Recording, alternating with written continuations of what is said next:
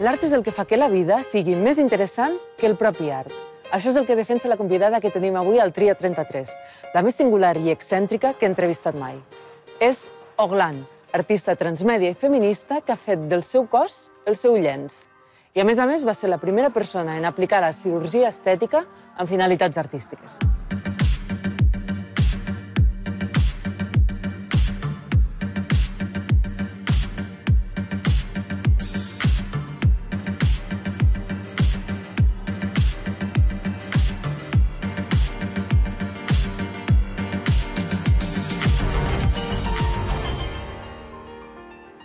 Oglan, je l'aime bien ta coiffure.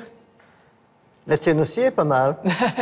Elle me rappelle celle de la copine de Frankenstein. Est-ce que tu veux l'imiter?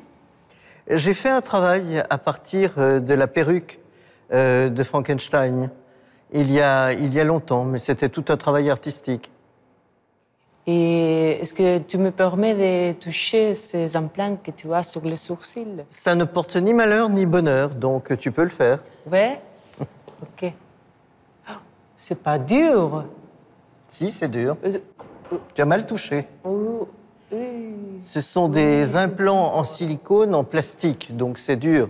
Ce sont les mêmes implants que l'on met sur les pommettes habituellement, que j'ai fait juste déplacer à cet endroit. C'est un petit dérèglement, un petit déplacement.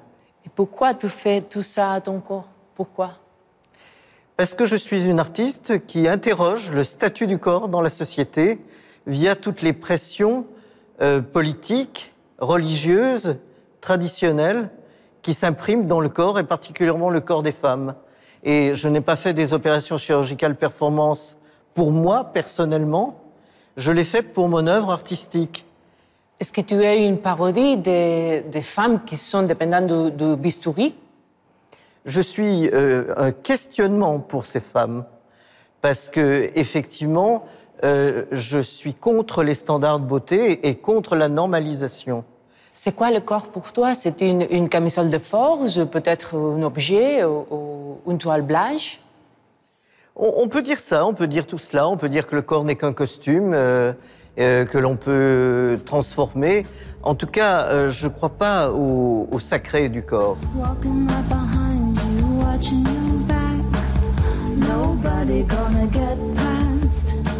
Nothing to see, no one to ask, no one to meet, so just relax. Ici, on a une sélection de tes œuvres numériques. Parlez-moi de ta préférée et ensuite de la mienne, que c'est la Self-Hybridation de l'Opéra de Pékin. Pour moi, sont très importantes parce que ces œuvres, en fait, ont un secret. Il faut connaître qu'il faut le logiciel Augmente, qui est un logiciel gratuit qu'on peut tout à fait télécharger sur l'Internet. Et avec ce logiciel Augmente, on peut scanner l'œuvre. Et quand on scanne l'œuvre, elle devient comme un QR code. Et je sors en faisant des acrobaties de l'Opéra de Pékin. Enfin, je sors, mon avatar sort. Mais mon avatar qui est fait à partir de mon scanner de mon corps et qui est animé, et qui fait toutes les acrobaties de l'Opéra de Pékin. Parce que ces acrobaties sont interdites aux femmes, ce sont les hommes qui jouent le rôle des femmes. Donc moi, j'ai voulu dérégler la règle de l'Opéra de Pékin, et j'ai voulu qu'en tant que femme, je vienne faire une performance à l'intérieur même de l'œuvre. Vous l'aimez bien, l'hybridation? J'ai fait énormément d'œuvres sur les hybridations. Oui, alors pourquoi tu ne peux pas t'hybrider avec quelqu'un d'autre et avoir une petite Orlane? On a pensé la Terre entièrement polluée et c'est tabou. Personne ne dit jamais qu'un enfant, c'est de la pollution supplémentaire. C'est vraiment de la pollution supplémentaire. C'est des couches culottes, du plastique, de l'eau, des poulets, des vaches que l'on doit élever, donc donner du foin, ou de la paille, et puis en plus des antibiotiques et plein d'autres choses assez dégueulasses pour notre terre. On ne sait plus quoi faire de leur déjection. C'est invraisemblable. La terre est peuplée, surpeuplée, polluée. Et dans la tête des femmes, on doit encore absolument faire des enfants. C'est ridicule. Et en plus, tu es néo, alter et post-féministe, ça fait féministe cube. Oui, non. J'ai des positions qui sont féministes parce que c'est se respecter soi-même. Donc il n'y a aucune raison qu'il y ait de la discrimination. Et il y a beaucoup de discrimination professionnelle et discrimination de toutes sortes.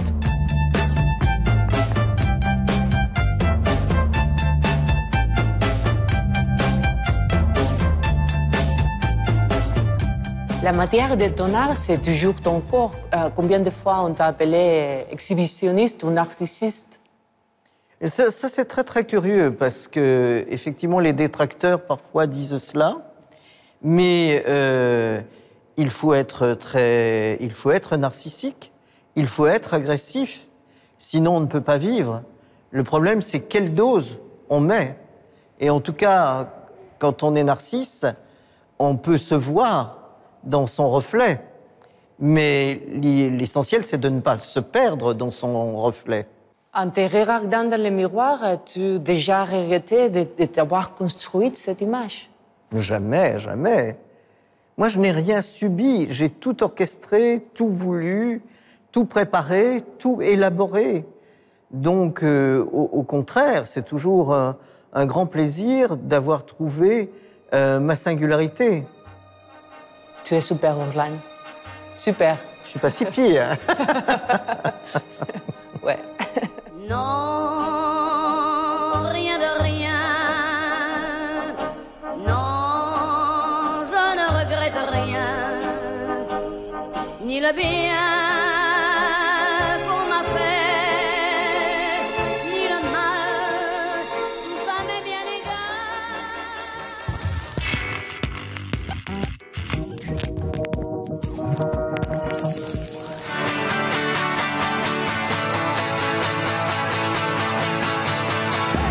El 30 de gener, el músic canadenc Bryan Adams torna al Palau Sant Jordi en la gira que fa del seu últim àlbum, Get Up.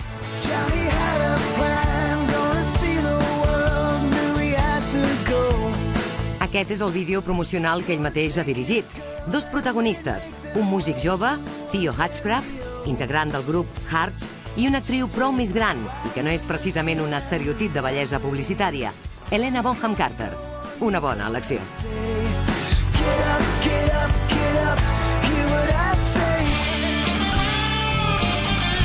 En la seva carrera, aquesta mateixa situació es va donar amb Tina Turner quan va gravar It's Only Love del seu àlbum Reckless.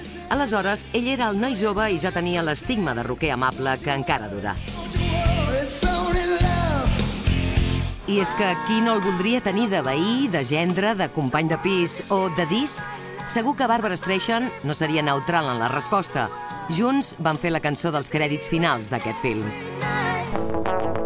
Però tenim altres acords per tocar. Regirant el calaix dels records, hem trobat imatges que només es poden mostrar pel seu interès, podríem dir, històric, però en realitat volem dir tafaner. Pertanyen a un documental de la televisió canadenca que mostra Adams i els seus músics en diferents concerts dels anys 90.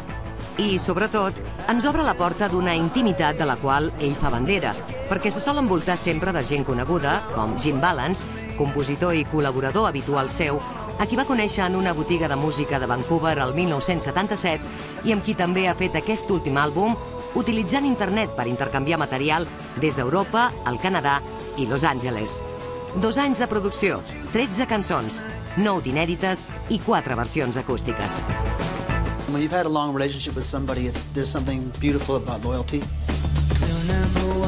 Llàstima que cap dels seus col·legues li fes obrir els ulls quan va treure l'àlbum The Best of Me, el 1999, i va fer un canvi de posada en escena, si més no, agosarat.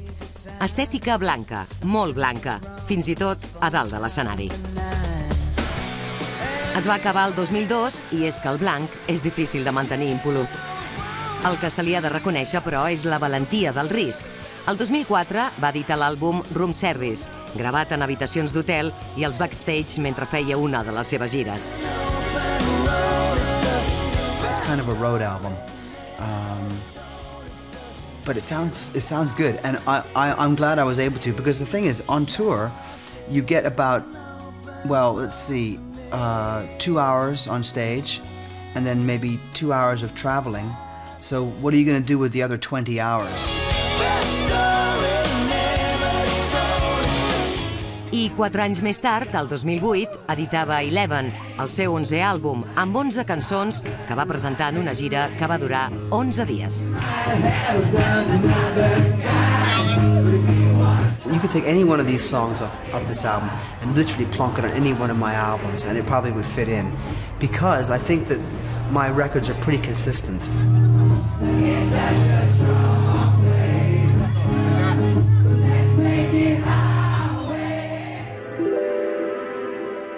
Tenir una carrera coherent musicalment no li ha impedit interessar-se per altres disciplines, com ara la fotografia i, en concret, el retrat. For me, it's an interesting sort of exploration. One of the things I always talk about when I'm doing my work is that I quite like the idea of creating something from nothing. Artistes, actors, dives, directors, famosos de diferent pelatge s'han posat davant del seu objectiu. Fins i tot una reina, a qui va ser capaç de fer somriure. It was all taken at her house in London, a little place, Buckingham Palace. She had to go, and I asked her if she would have a seat on the chair before she left, and she said yes. And at one point looked over and saw that the boots were next to her, and she asked me if they were in the shot, and I said yes, ma'am. And then she smiled.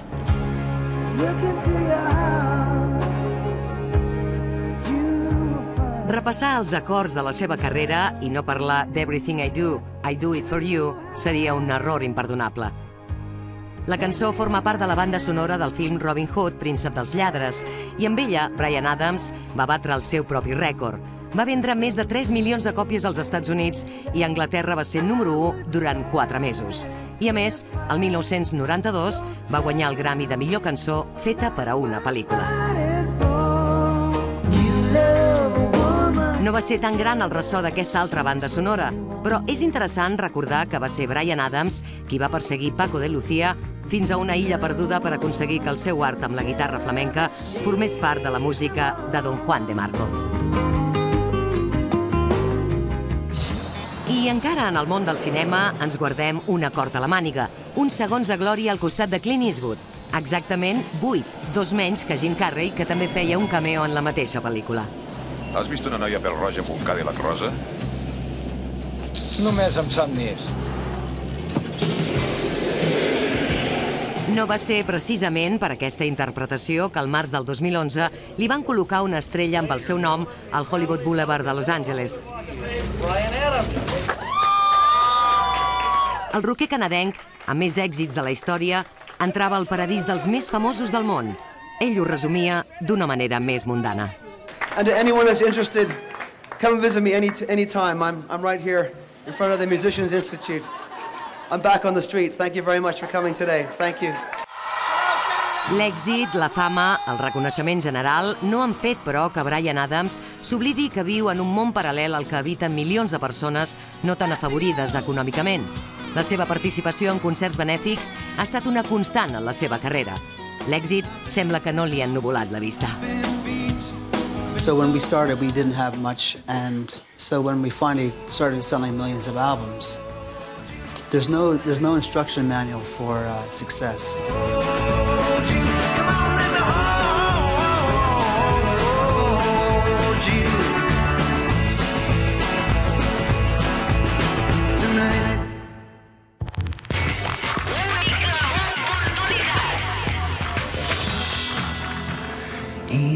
Érase una vez. El Teatre Victòria acull el que ben segur és el musical més irreverent de la temporada, Guerra, una idea d'Albert Pla que ens convida a reflexionar sobre la guerra i la manera com ens l'expliquen. Es mi destino salvar a todo el mundo exterminando al enemigo. Antenas parabólicas. Pla és el soldat i Fermín Muguruza, la ciutat, que intercanvien debat i cançons amb la producció musical de Raúl Fernández Refri en un espectacle multimèdia dirigit per Pepe Mirabete. Una producció del Grec 2015 per preguntar-nos si és cert, com ens diuen, que les guerres són inevitables o fins i tot heroiques. Avui fa 27 anys que va morir als 48 anys l'escriptor i viatger anglès Bruce Chatwin, autor de A la Patagònia. Perdre el passaport és l'última de les meves preocupacions, però seria una catàstrofe perdre una llibreta plena de notes. I és que un passaport es pot tornar a fer. Una vida no es pot tornar a viure.